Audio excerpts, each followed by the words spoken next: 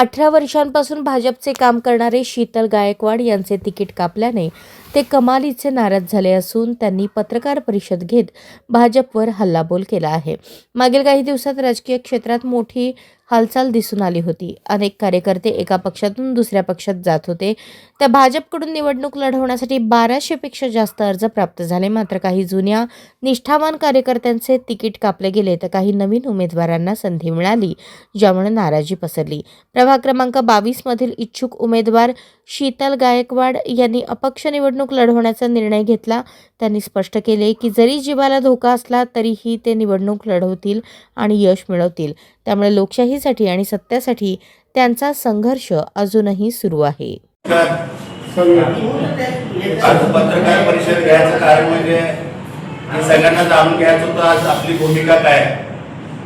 भूमिका माझी स्पष्ट आहे, मी निवडणूक लढणार, माझं मर्डर झालं तरी निवडणूक लढणार आणि जिंकणार, का सत्याची लढाई आहे।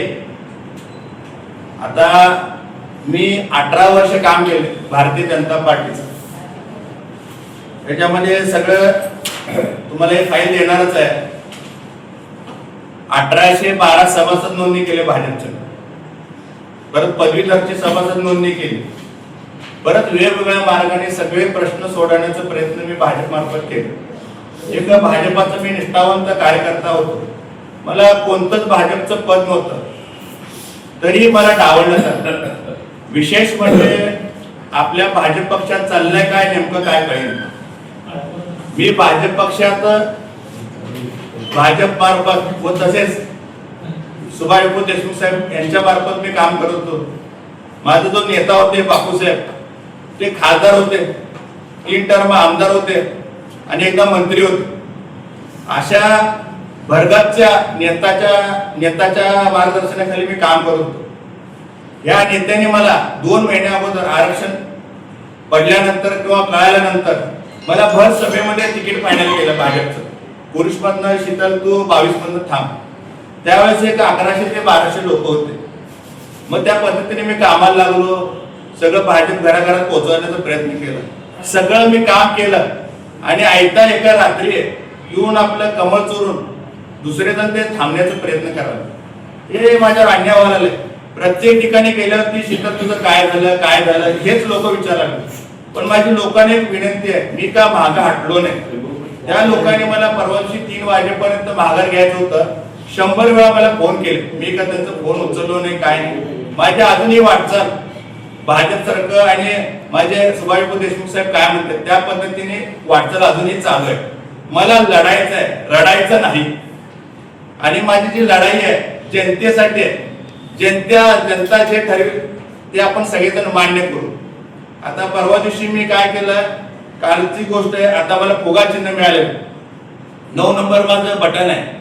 माझी विनंती आहे की सगळ्या जनतेला आणि माझ्या कैकाडी बांधवांना एक विनंती आहे की माझ्यावर अन्याय झालाय आणि कैकाडी समाज माझ्या पाठीशी राहावं। आणि 13,700 मुस्लिम समाजाचं मतदान आहे। मी कोणता जाती धर्म मानत नाही, काय नाही। मुस्लिम समाजात माझं अर्ध आयुष्य गेलंय। मुस्लिम समाजाने मला पाठिंबा द्यावा। तसेच आपलं जैन समाजाचं मतदान 8,000 आहे, त्यांच्यावरही दरवेळेस अन्याय होते, काय काय गोष्टी घडतात, मी सगळं प्रत्येक गोष्टी धावपळ करतो। मी त्यांच्याशी 15 ते 20 वर्ष त्यांच्या संपर्कात आहे। ते जैन समाज माझ्या पाठीशी राहावं। आणि तसंच मोची समाजाची संख्या ही 4, 4.5, 5,000 आहे, तेही माझ्या पाठीशी राहावं। ही झाली माझी भूमिका।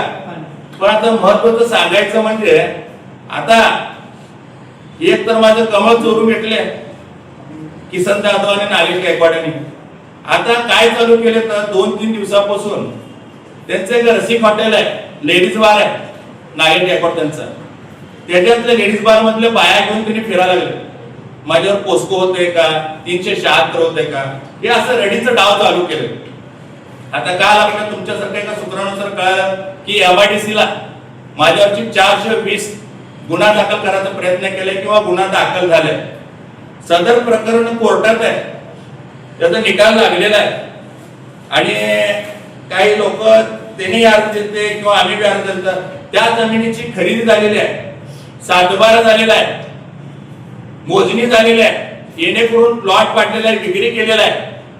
पण मला राजकीय द्वेषापोटी मला कुठं तर अडकावं, जेलात घालावं, यांनी धावपळ करून या निवडणुकीला, हे अडकावडकीचं एकदम गलिच्छ राजकारण चालू आहे. एका महिलेला घेऊन केस 420 आणि काय तर अतिक्रमण केले असा विषय, ते विषय कोर्टात आहे.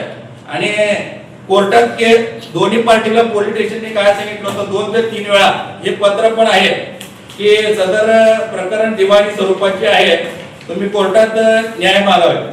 अशी परिस्थिती असताना सुद्धा माझ्यावर काल गुन्हा दाखल केलाय. ठीक आहे, पकडू दे, जे कायदेशीर आहे कारवाई करू दे, दूध का दूध पाणी का पाणी होत आहे. पण हे किती अतिशय गलिच्छ राजकारण सध्याला चालू आहे.